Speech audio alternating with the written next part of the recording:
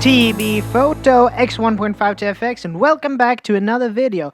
Well, before we start with today's little episode, we have a saying here in Sweden, and that goes something like this, that ja, jag halkade in på ett bananskal. Well, translating that line into English, it would be something like, I glided in on a banana peel. What does that imply exactly?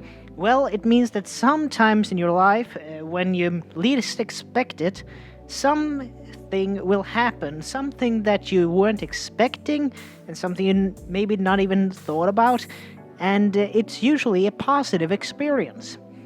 For me, it was basically when I started, I slided in on a banana peel when it came to live music photography. For me, that was nothing that I really had planned or anything I even thought about, that this will be a genre of photography that I will do a bit about. I thought that would not happen. When I started, I thought I would do, still lives and, advertise, ad photography, as in, selling shit on eBay. But that, just by chance, pure dumb luck, basically, I got the opportunity to shoot some concert events, and I did it on, it was basically, okay, we're gonna have this thing. It was an Easter weekend that was called The Show Must Go On, and I have a video about it back in my playlist somewhere, but the thing was that I think I'd just bring my camera and see what happens, and the rest is history. But anyway, this was the thing. Last Sunday, it was a hockey night, so it was low attendance, but anyway, I got the chance to go and see a act from Atlanta, or Atlantic City, United States. They were here, and they were called Stonerider, and really great band, really brilliant musicians and all of it, and I got the chance to photograph it. So it was a really great event, and I went around and photoed it, and I really thought it was really brilliant. I even posted a few of the pictures both on my website, which link in the description if there is anybody who is interested, and I'm probably gonna put some miniatures up here somewhere. But anyway, a really great band and a really great form of music, really brilliant evening all around. Very grateful for having the opportunity to shoot those guys. They were amazing. The entire evening was amazing. Great friends and company all around. But basically, what I was using, of course, the D7200, but what type of lenses and so on? Well, the thing is, we were in a venue that the lights are not, super bright, so I had to use quite the high ISO, the high ISO, around 4000-ish, so you have to do some noise compensation in Lightroom afterwards, but I thought it went pretty good anyway, but I had to be around 1/125th of a second, and when it came to shutter speed, and I tried to use as high, as an open aperture as possible, as low aperture number as possible.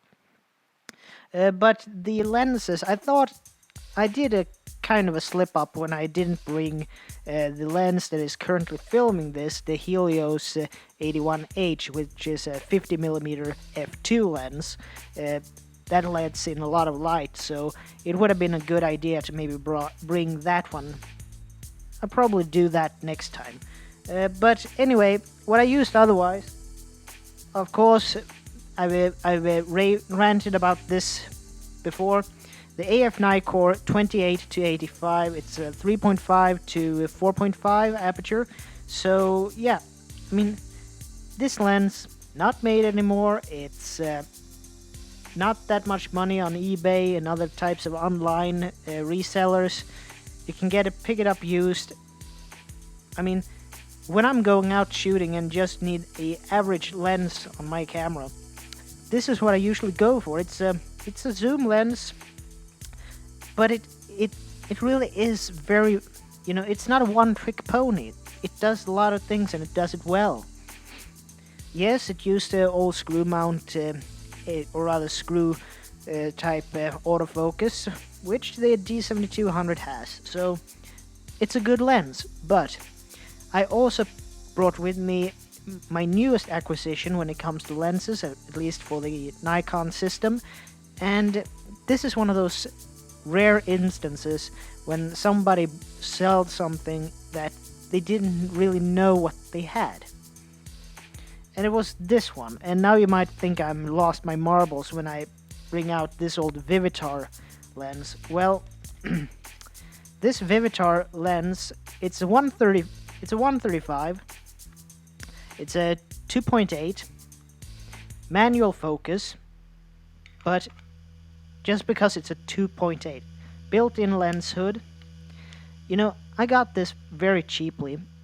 I think it was all in all 150 Swedish, and you can go into Forex and foreign exchange Forex and convert it to your currency. But 145 Swedish was what I bought this for, and I started to use this when I was at that event, or rather, photographing Stonerider. So these two, and I have to say, while this is a brilliant general purpose lens, I think that the results that this yielded, being it is a 135, it's a classic portrait lens, but these are made for full frame, so you basically have to take the 135 and multiply it by 1.5, so do the math out there. But anyway, I'm gonna put some sample images on how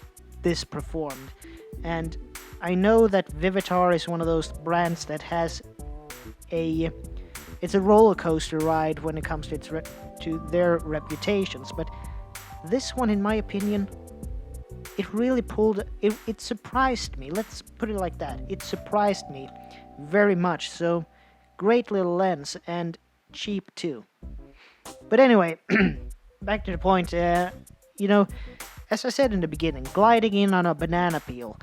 That's something that I think we should all be more attend to, or rather, something that things happen when we least expect them to, and also when they do, be grateful for them. And as I said before, for the people who allowed me entrance and allowed me to photograph everything, I am really grateful and very thankful for having that opportunity. So I don't take myself too seriously when it comes to photography.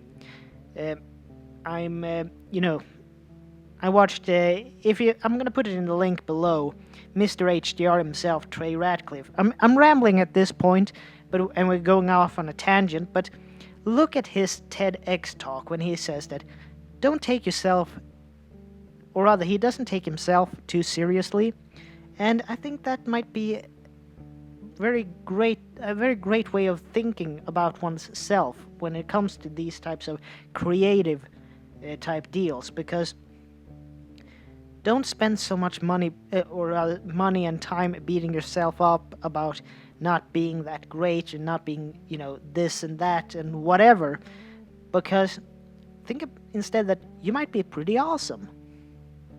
I mean, that's the way he thought about it, and the right people will show up for you. I mean, when we're younger, we're only surrounded by our peers. But when we get a little bit older, we start to mingle with the surrounding generations, if that makes any sense. And that's when the right people show up for you. And that's what I think we all need to focus more on. And basically, that's a little bit of a life lesson that I've been taught recently. And I think that's something I would like to share with all of you. But anyway, we all start out somewhere, and basically we start out at one place, and then the rest is what we are doing what we're doing. That's basically how it continues. But anyway, I'm rambling on at this point. Basically, what I wanted to say, show you a little bit of what has happened. Photographing Stonerider, and brilliant band. Check out their YouTube page, their Facebook page, and so on. And basically, this is Tobias Bergstrom from T.B.Photo X 1.5 TFX, and I would like to see you guys in the next video. Take care from now on. Bye.